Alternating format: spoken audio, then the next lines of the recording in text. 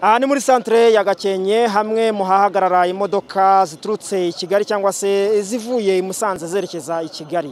Abaturage bavuga ko hakwiye kubakwa gare igezweho kuko hano imodoka zihagarara hakunda guteza impanuka zinyuranye z'ibinyabiziga.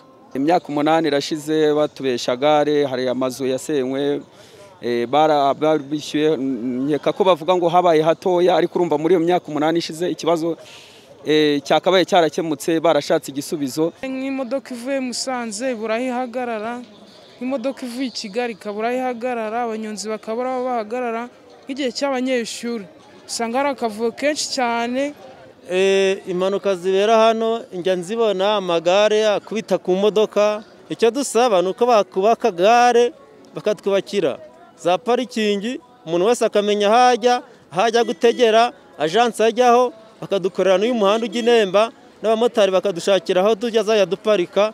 Rwose umujyi ukaba neza, Gakenke natwe tukaba icyitegererezo nk'uko n'ahandi habaye icyitegererezo. Abikorera bafite inzu z'ubucuruzi muri centre ya Gakenke nabo bifuza ko bakubakirwa gare y'ibinyabiziga kuko bizongera ishoramari muri aka karere. Igihombo cyo kirahari, niba imodoka inyura hano igiye i Nemba ni mu muhanda w'ibitaka, ivumbi riraza rijye kuri bya bicuruzwa, duhore duhanagura buri kanya, ariko bibaye byiza ko haba hari gare bizadufasha ko bizongera ishoramari, kuko hari abantu benshi bazava ku mpande baze, kubera ko hari abantu baje benshi babonye inyubako bakoreramo, ariko hano kubera ko inyubako zihari ubona ko zitagezweho, bigatuma rero nta muntu wegereye hafi aha ngaha uhabona inzu.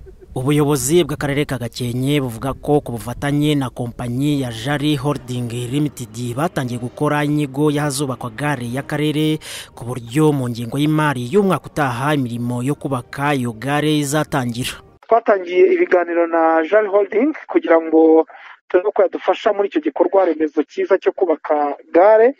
Ubwo rero igiciro cya mbere cyo kugira ngo baze barebe amazu bashobora kubarira ayo mazu, hanyuma azarebwe uburyo avanwamo kugira ngo tubone ubwagukiro bunini bw'ubutaka kugira ngo gare iboneke. Cyararangiye, tuzakomeza turebe uburyo uyu mushinga nibura umwaka w'ingengo y'imari tuzatangira mu kwezi kwa 7 2022-2023 nibura wazatangira, kandi twifuza ko izajyana none n'impinduka mu bijyanye no kuvugurura uwo mujyi wa Gakenke. Twabizeza rero ko uyu mwaka tugiye kujyamo ingengo y'imari, twizera ko ibikorwa bizatangira.